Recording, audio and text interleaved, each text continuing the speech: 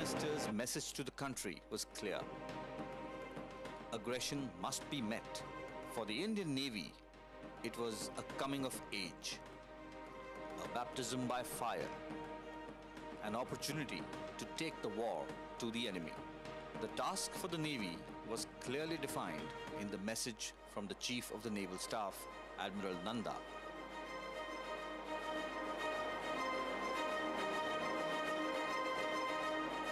The commander on the western seaboard, Vice Admiral S.N. Kohli, was directed to send a bold and spirited naval force into harm's way to destroy enemy units and harbor installations. The units chosen for this task were the newly commissioned Osa-class missile boats of the 25th Missile Vessel Squadron. Though designed for coastal defense, these missile boats packed a formidable punch if deployed audaciously with ingenuity and daring, and emphasis on surprise and perfect timing. What followed became a glorious chapter in the history of the Indian Navy.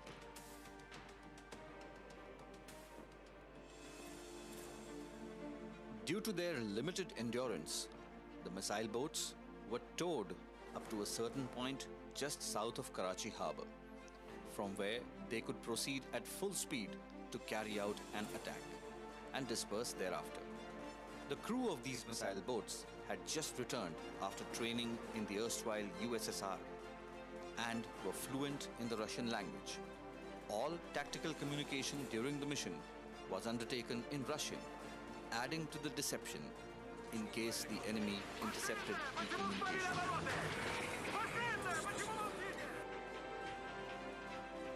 The ships headed north in an arrowhead formation, hugging the Saurashtra coast before breaking out.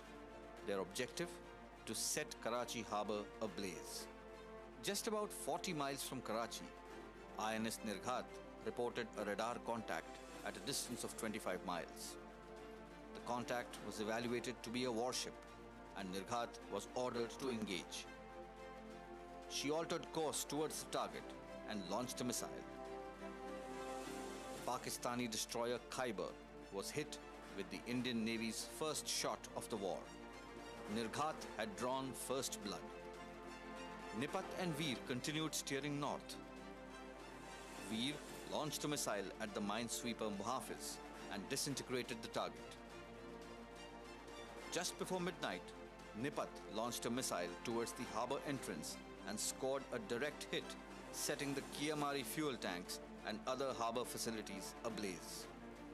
A fire that took 4 days to extinguish.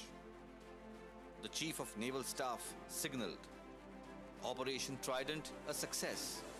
Karachi ablaze. I am proud of you." This was swiftly followed up by Operation Python as the second wave of attacks. The total annihilation of ships and harbour facilities completely unnerved the Pakistani Navy.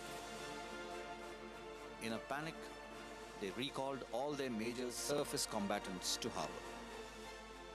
The success of these attacks had a dramatic effect on the war. The Indian Navy had accomplished the assigned task in style, and within the next few days of the war, a naval blockade was also imposed. Meanwhile, on the Eastern Front, the heroic actions of the naval units led by the aircraft carrier INS Vikrant ensured that the Indian Navy achieved control of the seas around both wings of Pakistan and scored an emphatic victory at sea. The country finally tasted triumph when General A.K. Niazi capitulated on the Eastern Front and signed the Instrument of Surrender on the 16th of December 1971. The stunning success of the Indian Navy's Operation Trident brought glory to the service, and the 4th of December is fittingly commemorated as the Navy Day, the day when Karachi was set ablaze.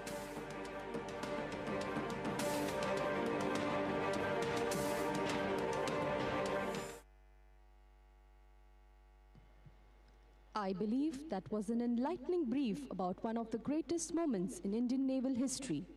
Though the primary objective of the Navy is to secure the nation's maritime borders, Indian Navy plays a unique role in strengthening our country's international relations. This is accomplished through goodwill visits to foreign ports, joint exercises with other navies, and humanitarian missions amongst other tasks at sea. बच्चे हमारे देश और समाज की सर्वश्रेष्ठ मूल्यों और ताकत का प्रतीक होते हैं। जी हाँ, वे हमारे देश का भविष्य है। एक तेजी से बदलते हुए संसार में मानवता की सबसे बड़ी आशा है बच्चे। तो तैयार हो जाइए, अपनी गायन कला से आप सबको भाव विभोर करने आ रहे हैं नेवल चिल्ड्रंस स्कूल के प्रतिभाशाली छात्र। जी हाँ, 1971 की विजय का जश्न मनाते हुए अब आपके समक्ष प्रस्तुत है लोकप्रिय देशभक्ति गीत तेरी मिट्टी।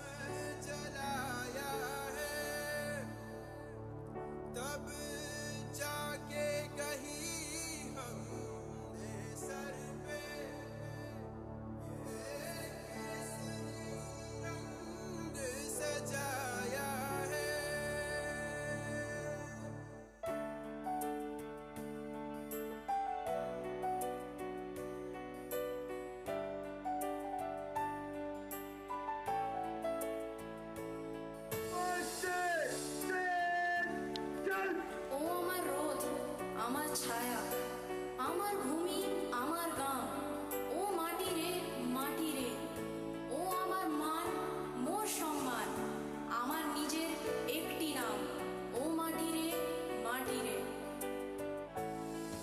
ऐ मेरी ज़मीन अफसोस नहीं जो तेरे लिए सौ दर्द से महफूस रहे तेरी आन सदा चाहे जान मेरी या रहे न रहे ऐ मेरी ज़मीन महबूब मेरी नस नस में तेरा इश्क बहे फीका न पड़े कभी रंग तेरा जिस मुंह से निकल के खून कहे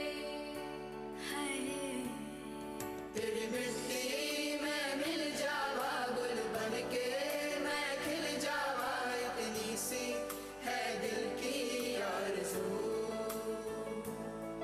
तेरी नदियों में बह जावा तेरे खेतों में लहरावा इतनी सी है दिल की आरज़ू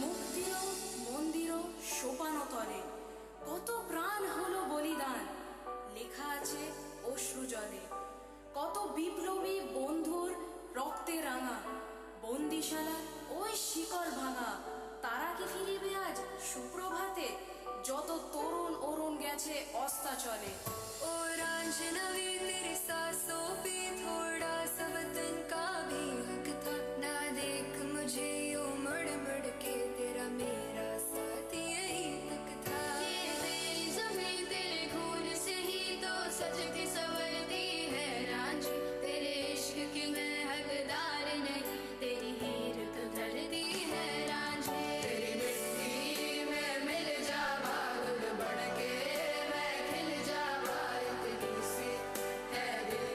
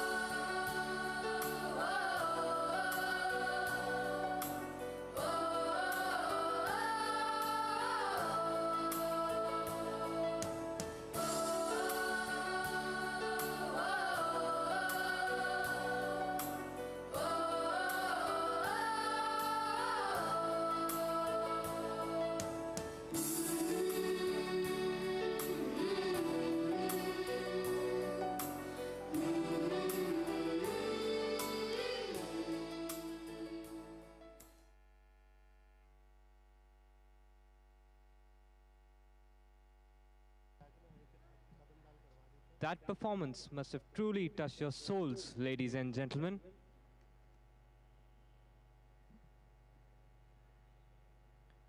The prongs that make the spear of the Indian Navy, namely the surface, air, and submarine arms, along with the dedicated personnel that constitute this professional force, work seamlessly and efficiently to achieve all the objectives and tasks assigned. Augmenting the range of operations in which the Indian Navy is employed, the four main roles are military, diplomatic, constabulary, and benign. Now let us soak in the essence of our Navy through a video by dwelling into what it takes to be a mighty force to reckon with.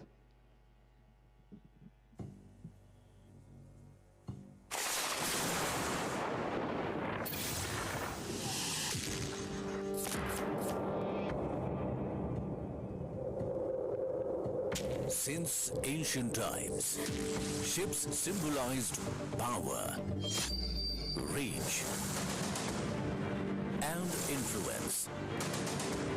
For centuries, ships have played an important role in keeping the coastline and the ancients safe.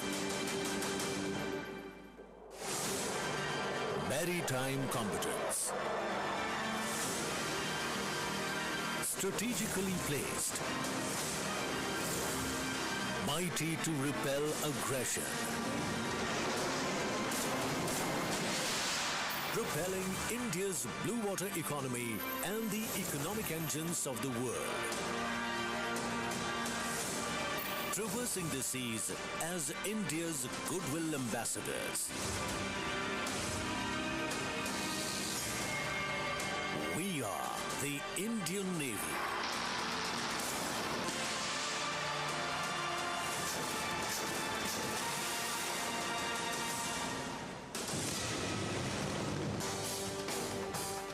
Maritime vigilance in Iowa is the unyielding bulwark against adversarial designs.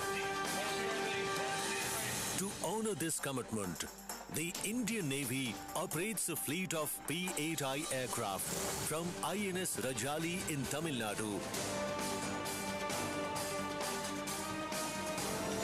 and INS Hansa at Goa.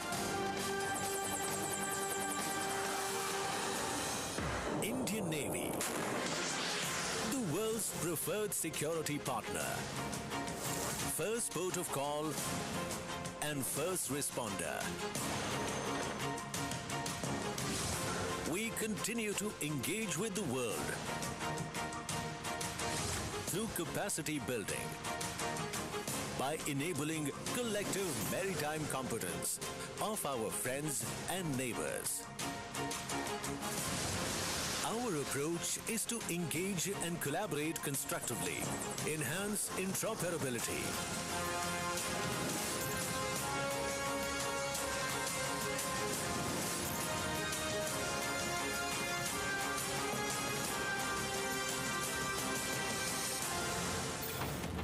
being imaginative and industrious gives wings to the desire to become self-reliant. Reducing the burden on the exchequer, generating 34.6 million man-days of employment, and serving the national target of $5 trillion economy, ensuring an Atmanirbhar Bharat. Positivity and proactivity are more than buzzwords for the Indian Navy. The nation progresses when all support national initiatives. Navy has taken proactive steps to ensure Swasth personnel, skilling its manpower, recruiting Agniveers, representing India across 646 districts, empowering women, being inducted for all roles and all ranks. Our outreach has been from Koteshwar to Kohima, Hind Mahasagar to Himalaya.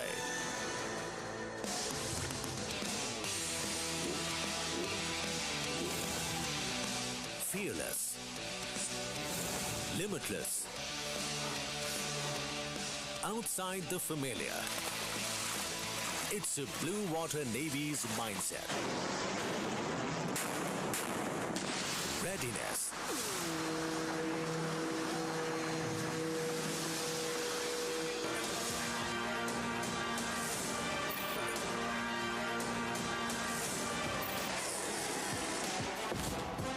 A game changer for the Indian Navy. Enhancing what came before. Shaping what is now. And in the future. A combat ready. Credible. Cohesive and future ready force.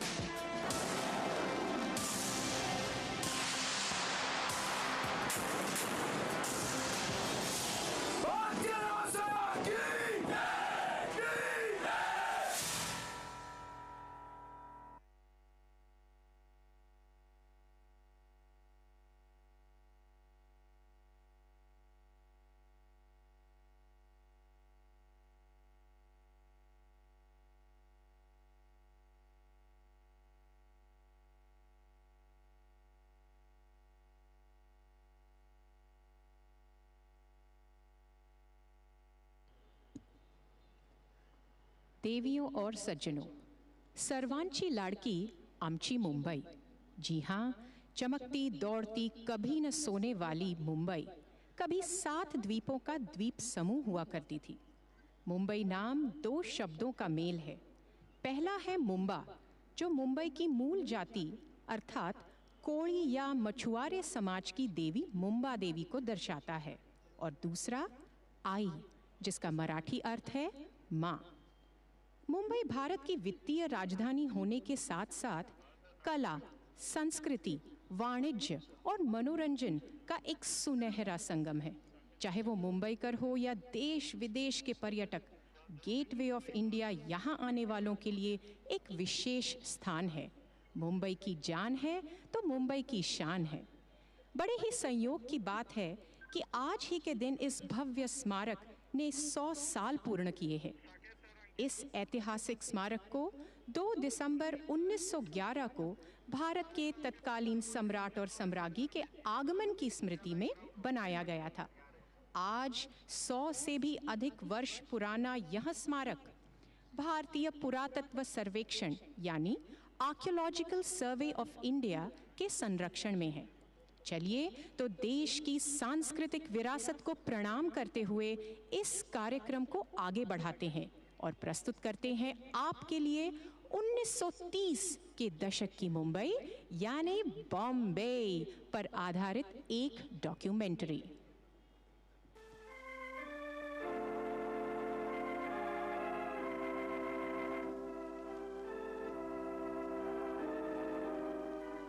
We are now approaching the city of Bombay, the gateway to India. And the first view that comes to our attention is the gate itself, an admirable illustration of Great Britain's constructive influence.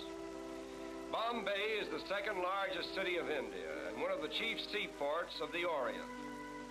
It has a mixed population of over 1 million people, representing practically every race and creed in the world.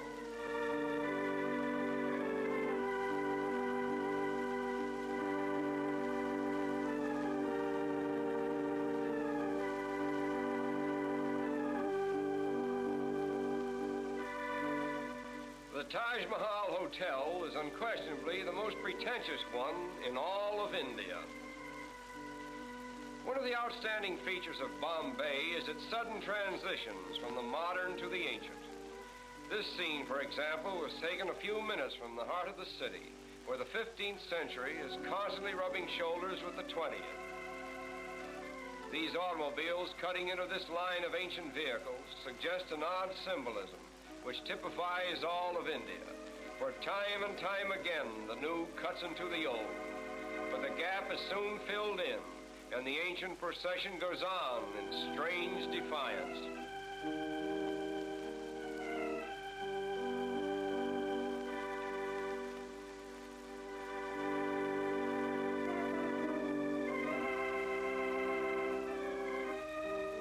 At the famous race course in Bombay, we are again transported into another world, for here is gathered representatives of every nationality, creed, and color. The course itself is considered to be the most picturesque, if not the finest in the Orient.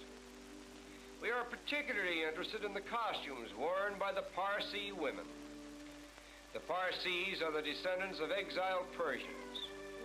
The entire Parsi population now numbers over 50,000, most of whom are residents of Bombay. They are regarded as the wealthiest class in India, and they are obviously the most progressive. Owing to its central position between the East and West, no city can show a greater variety of types than Bombay. Here we find gathered Parsi merchants, Arab traders, Afghans and Sikhs, Chinese, Japanese, Malayans, Americans, and British, all part of the cosmopolitan crowds so characteristic of Bombay. Not far from the racetrack, we come upon an old Indian fakir with the cleverest little bird that we have ever seen. We will pause a while and watch this little fellow perform.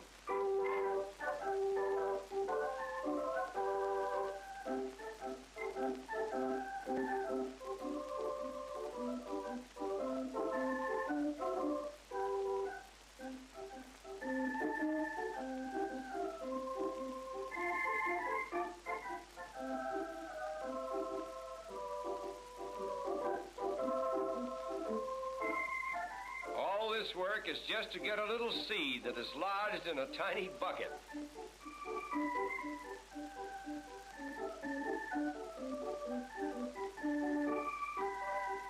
Stringing beads is the most amazing thing that this bird does. A needle is fastened to one end of the thread. The bird actually sticks the needle through a bead, drops the needle, gets a new grip, and slides the bead down onto the thread.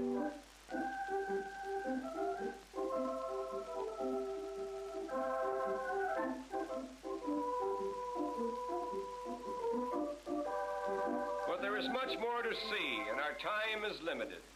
So we will leave this little bird with his beads and continue on to a picturesque fishing village just a short distance from Bombay.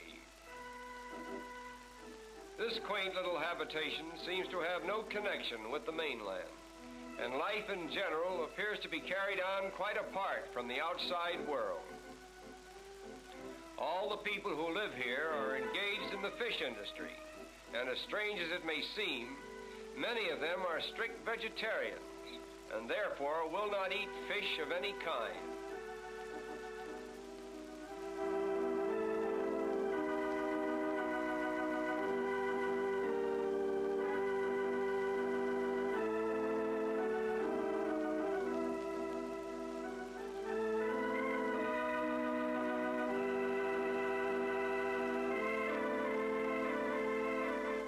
Even in this peaceful little village, there is a rigid system of caste. Here we find two attractive young ladies of the proud fisherfolk class. The dress each is wearing is called a sari. It is a one-piece garment which unwinds to about 8 yards in length. Look closely at these young ladies and you will see a round dot in the center of their foreheads. This dot, which is usually made of red paint, signifies that the wearer is married or eligible for marriage. The flower pot before which they are standing contains the sacred Tulsi plant, an emblem of virtue, which is worshipped exclusively by Indian girls. The story goes that a certain virtuous maiden named Tulsi was changed into a plant just as she was about to be assaulted by a demon. Thus, the Tulsi plant became a shrine of chastity for virtuous Indian girls. The chief occupation for the women of this village is in drying and preparing the fish which is caught by the men. The method for treating the fish is to first soak them in salt and then lay them out on the sun-baked ground. When they are thoroughly dried, they are tied in small bundles and sent to market. These women are treating a smaller species of shrimp, which is swept about in this manner until it is sufficiently salted and dried. It is then used in preparing the famous Indian curry. No picture of India could possibly be complete without a view of its royal elephants on parade.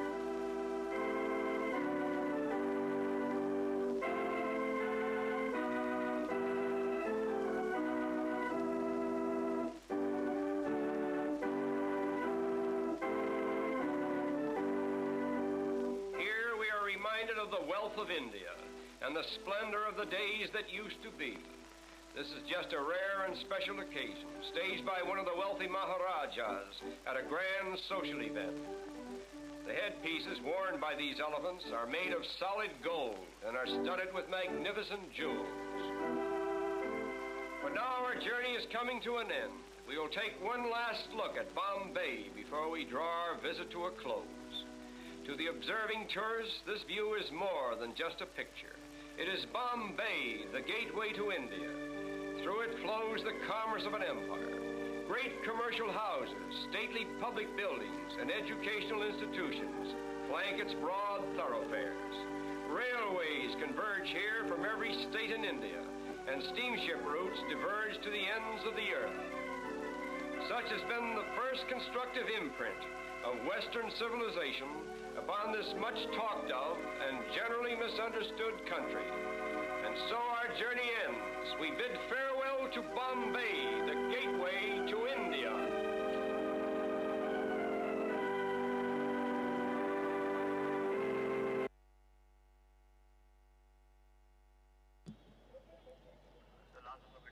Ladies and gentlemen, let us swiftly introduce ourselves, your hosts for the evening. I, Dr. Isha Thakur. I, Lieutenant Vishwajit Singh. I, Meera Bhadre. And I, Gayatri Chokanathan. On behalf of the Western Naval Command, welcome you all once again. We have a lovely evening ahead of us, packed with action, music, and ceremonial grandeur. Let us take this opportunity to run you through what you're going to witness at this historic venue today.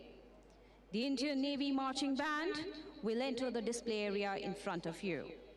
Next, we'll have Indian Naval Chetak helicopters, which will start the operational demonstration with a search and rescue display, followed by synchronized maneuvers to demonstrate the versatile nature of this lightweight single-engine helicopter. Thereafter, we will have a demonstration by the Kamov 31, the airborne early warning helicopter of the fleet.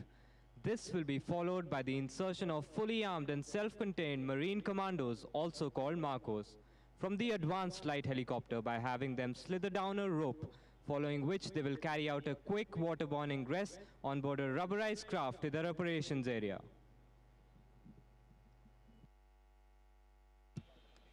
Ladies and gentlemen, the chief guest for this evening is Shri C.P. Radhakrishnan, the Honorable Governor of Maharashtra, and the program is being hosted by the Western Naval Command. On arrival of the chief guest, you're requested to rise, following which the band will play the national anthem. Personnel in uniform are to salute. You're requested to stand until completion. Thereafter, the band will march in and commence the beating retreat ceremony. देवियों और सज्जनों, कृपया ध्यान दीजिए, कार्यक्रम का समापन राष्ट्रगान से होगा। आपसे निवेदन है कि आप तब खड़े रहें। वर्दीधारी कर्मी सलामी देंगे।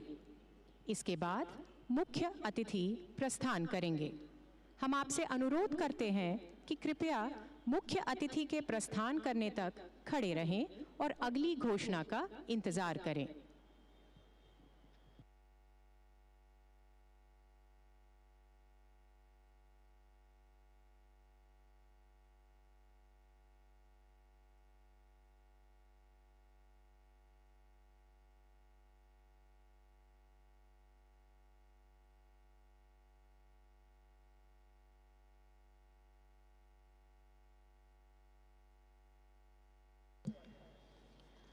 The music being presented this evening's ceremony of beating retreat encompasses a number of haunting as well as soul-stirring melodies.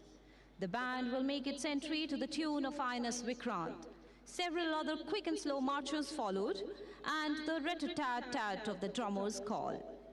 This will be then followed by the traditional and much-loved Eventide hymn, Abide With Me. That evergreen and hauntingly beautiful composition by W.H. Monk will precede the stirring sunset ceremony, which will be marked by the ceremonial lowering of the Indian Navy's flag, the white ensign, hoisted on the top of the monument. You are requested to rise for the sunset ceremony. Personnel in uniform are to salute. Details are available in your respective brochures, which I do hope you will keep and cherish as a souvenir of this year's ceremonies. This will be followed by an aerial salute by the Indian Naval helicopter fleet comprising of Chetak, Sea King, Kamov and ALH operating from INS Shikra right here in Mumbai. The completion of the aerial salute will follow less formal part of this evening's show, the tattoo ceremony comprising a spirited performance by the 55 exuberant cadets of the Sea Cadet Corps doing the sailor's hornpipe, followed by a silent continuity drill displayed by the Norwegians of Western Naval Command. A band display by the Naval Central Band, followed by a show of drill and dexterity on the drums by the Naval Drum Team, who call themselves the Dynamites. And finally, with a spectacular finale comprising all the performers of this evening's extravaganza. Culminating all of it will be the coordinated illumination of Indian naval warships. देवियों और सज्जनों, एक बार फिर आप सबको याद दिलाना चाहेंगे, कार्यक्रम का समापन राष्ट्रगान से होगा। आपसे निवेदन है उस समय खड़े रहें, वर्दीधारी कर्मी सलामी देंगे। इसके बाद मुख्य अतिथि प्रस्थान करेंगे। हम आपसे अनुरोध करते हैं कि मुख्य अतिथि के प्रस्थान करने तक खड़े रहें और अगली घोषणा का इंतजार करें। धन्यवाद। That was a brief overview of the exhilarating fare that we have prepared for you on this momentous day. But let's take it one step at a time. Today we will get more than a taste of the famous and well-traveled Indian Navy Marching Band. As I speak, the band is leading a most impressive contingent that is standing 6 abreast to your right.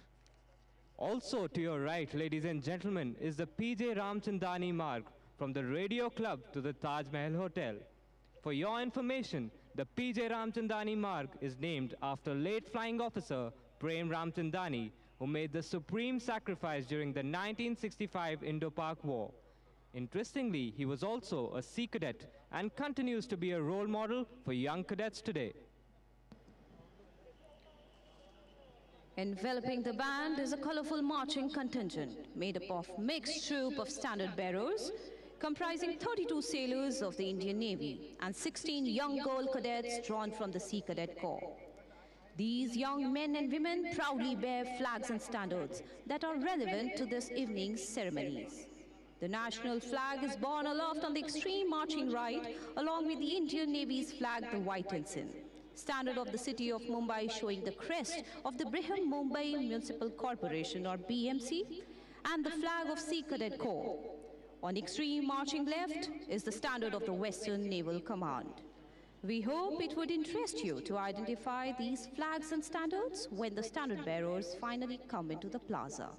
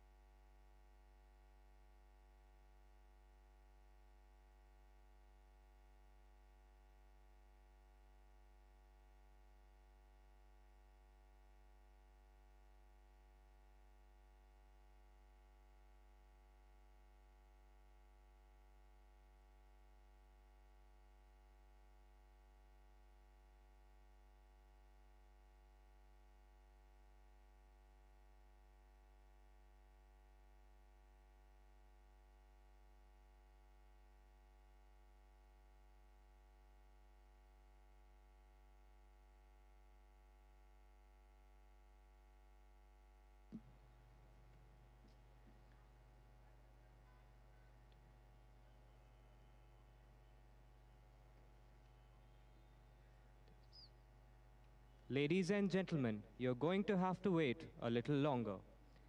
Later this evening, I'm sure that each one of you will be utterly captivated by the skill, and dexterity of the young cadets of the Sea Cadet Corps.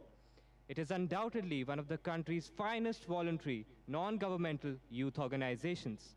Established in Karachi in undivided India in May 1938, the Sea Cadet Corps relocated to Mumbai in the year 1948 and over the past 8 decades has remained true to its aim of instilling skills and values through nautical and allied training.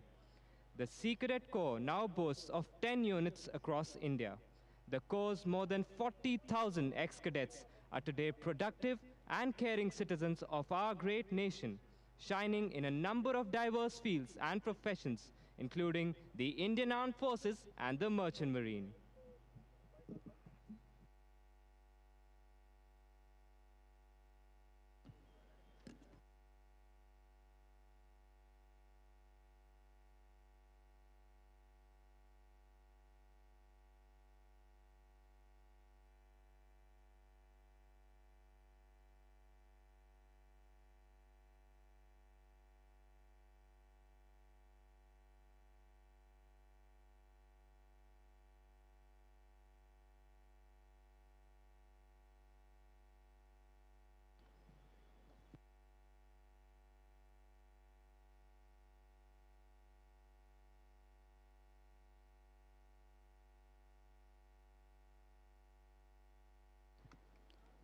यहाँ उपस्थित गणमान्य अतिथियों को बताना चाहेंगे, मुंबई के इस ऐतिहासिक भूमि पर बैंड के लिए हमेशा ही गर्व का क्षण रहा है न केवल लोगों का मनोरंजन करना, साथ ही में भारतीय नौसेना के गौरव के रंगों को संगीत द्वारा और सुनहरा करना।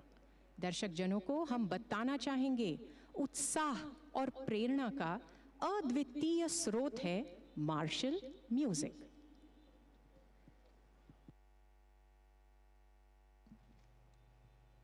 The term beating retreat comes from the beating of the drums in a particular way at a particular cadence to send out a particular signal. This ceremony is over 450 years old and is firmly set within the historic traditions that have been built around what is arguably mankind's oldest organized activity, namely war. The original call of retreat was beaten by drums alone, and it was some time before the fifers were added to play tunes. A fife is a small, high-pitched transverse flute similar to a piccolo. With the passage of time, the bugle and other musical instruments were added as accompaniments. देवियों और सज्जनों, आप सभी से अनुरोध है कि आप अपने मोबाइल फोन साइलेंट मोड पर रखें और तस्वीरें लेते समय कृपया अपने स्थान पर बैठे रहें।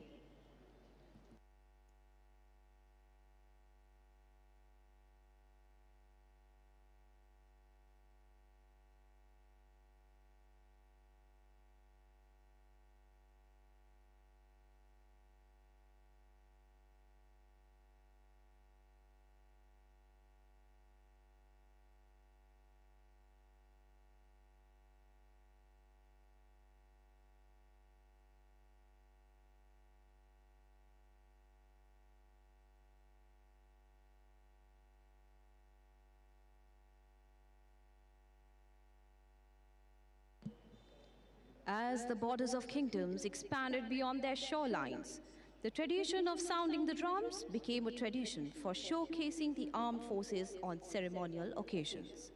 In India, the 4th of December is celebrated as Navy Day and hence is considered an apt occasion for the ceremony of beating retreat. Since the practice of lowering the ensign at sunset is universal across the armed forces, the beating retreat ceremony traditionally culminates with sunset.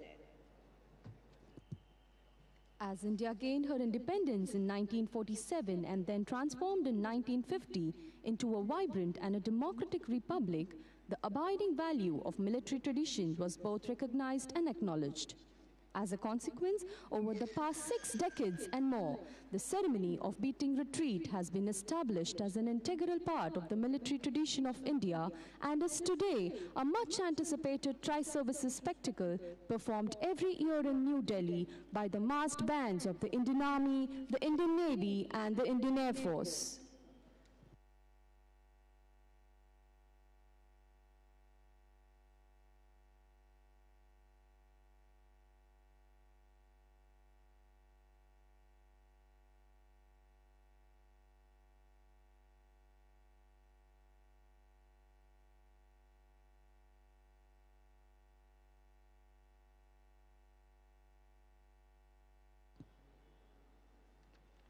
Ladies and gentlemen, what a beautiful coincidence it is. Today is the centenary year of the Gateway of India, a state-protected monument of the Directorate of Archaeology and Museums under the Department of Cultural Affairs, Government of Maharashtra. This iconic monument was opened to the public on 4th December 1924 by the then Viceroy Rufus Isaac, first Marquess of Reading. The design of the famous Scottish architect George Whitted, this monument is styled after Indo-Islamic architecture. The Indian Navy is thankful to the Department of Cultural Affairs and Directorate of Archaeology and Museums, Government of Maharashtra, for all the support and cooperation extended towards organizing the Navy Day celebrations in the historic premises of this majestic monument, which is now synonymous with the identity of our beloved city of Mumbai.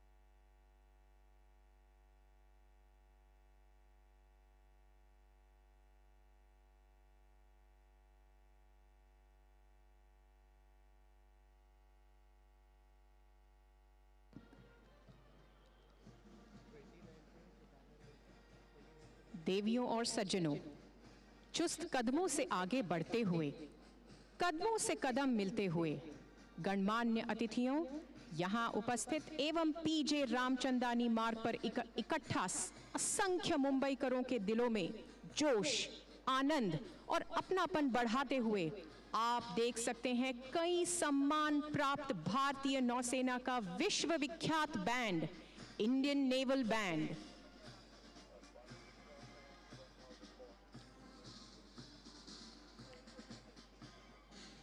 Ladies and gentlemen, please welcome the Indian Navy Marching Band as they make a grand entrance into this historic plaza, accompanied by the cadets of the Sea Cadet Corps. Let me once again draw your attention to the flags and standards of the Republic of India, the white ensign of the Indian Navy, and the flags of the city of Mumbai, the Sea Cadet Corps, and this evening's host organization, the Western Naval Command.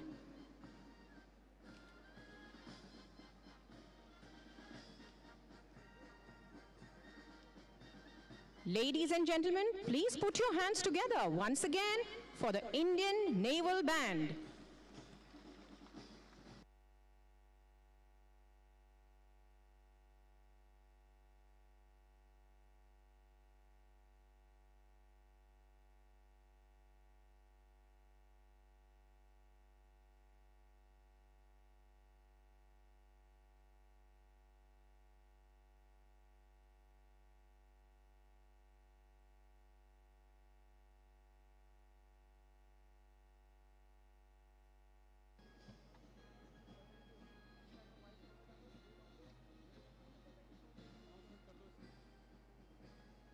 And now, ladies and gentlemen, if you look up towards your right, emerging from the sky are the Indian Naval Chetak helicopters to commence the operational demonstration. INAS 321 Fleet Support Squadron, affectionately addressed as Angels. Aptly named, these Angels of Mercy are attested by the innumerable lives they have saved in search and rescue missions or in prompt evacuation of casualty from the battlefield. Ladies and gentlemen, the Chetak helicopters will now showcase the process of recovering survivors at sea.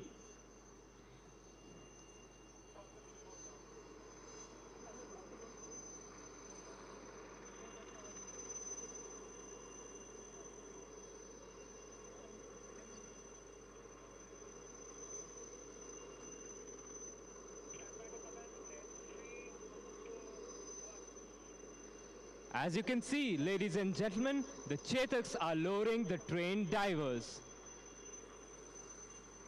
In an actual scenario, these divers would be lowered into the water to rescue the survivor.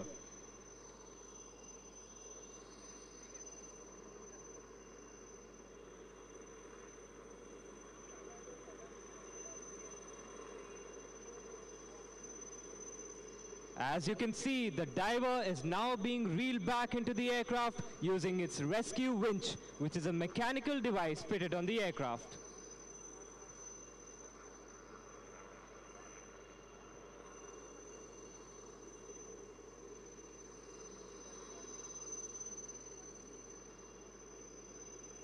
The Chetaks will now demonstrate clockwise and anti-clockwise spot turns through 360 degrees. As the name suggests, a spot turn is a maneuver where the aircraft turns while at hover, maintaining its height and ground position. The helicopters have commenced the spot turn. This unique ability of a helicopter is what makes it extremely versatile and sets it apart from a fixed-wing aircraft.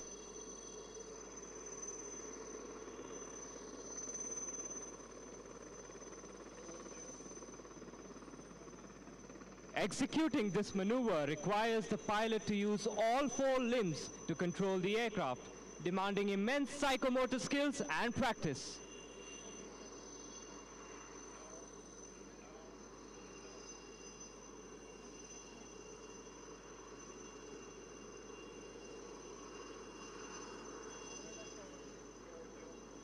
It might astonish you, ladies and gentlemen, to learn that these blue birds have operated in all the 7 continents, including Antarctica.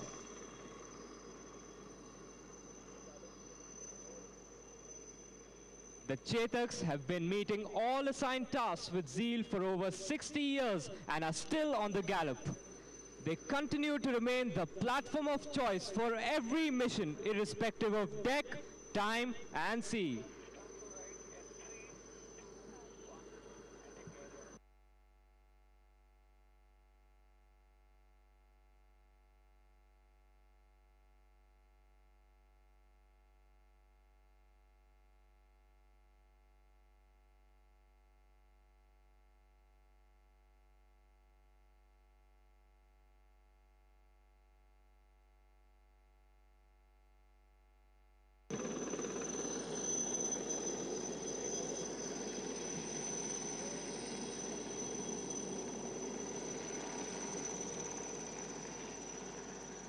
Ladies and gentlemen, can we have a huge round of applause for the brave men for such an immaculate display of dexterity in saving lives in peril at sea?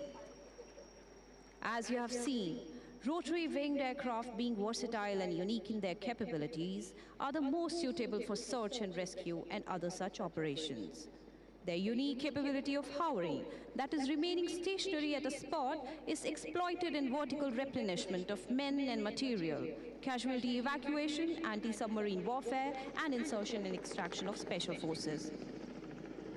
Next in line are the mighty Falcons, the Camo 31 airborne early warning helicopters from the Western Fleet, set to perform the iconic spot turn maneuver. The aircraft is being commanded by Commander Pankaj Kumar Swain, and Naval Air Operations Officer is Lieutenant Commander Akhil.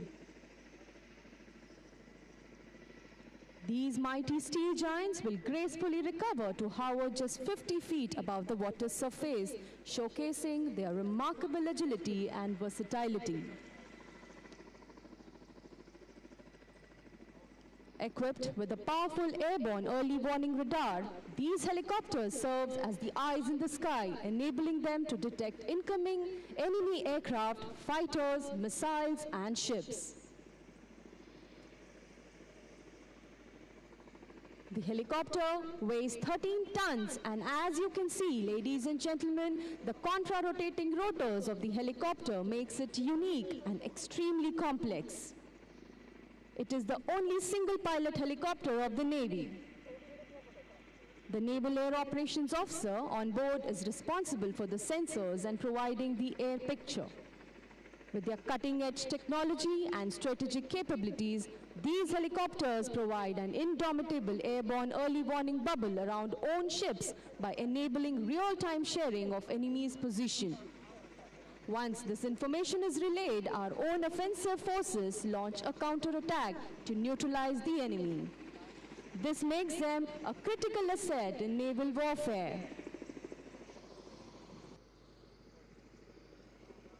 The Kamov 31 has been nicknamed the Eyes of the Fleet because of its ability to provide advanced warning of incoming threats, which is akin to an eagle spotting prey from the sky.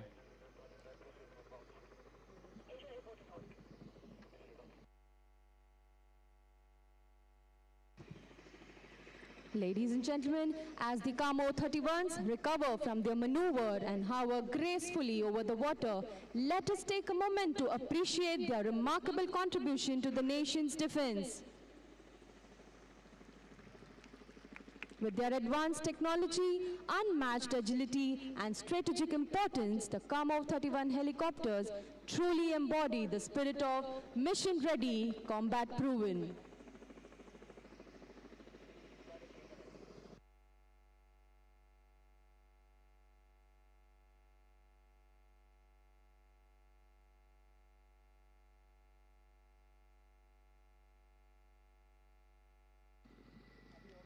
Can we have a huge round of applause for the brave men for a fantastic display of professionalism and alacrity?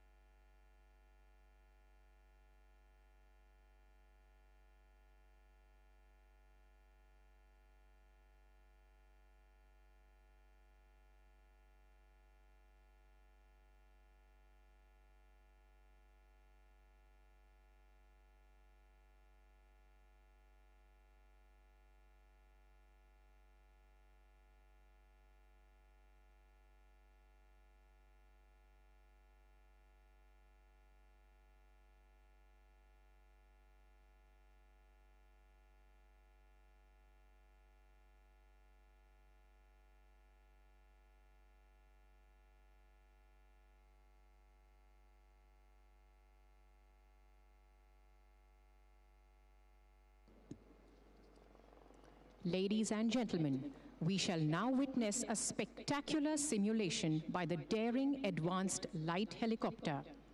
It will incorporate a heliborne ingress, a tactical insertion of a covert ops team. Ladies and gentlemen, you can see a small Gemini is ready to induct the Marcos and is taking position just below the ALH at hover.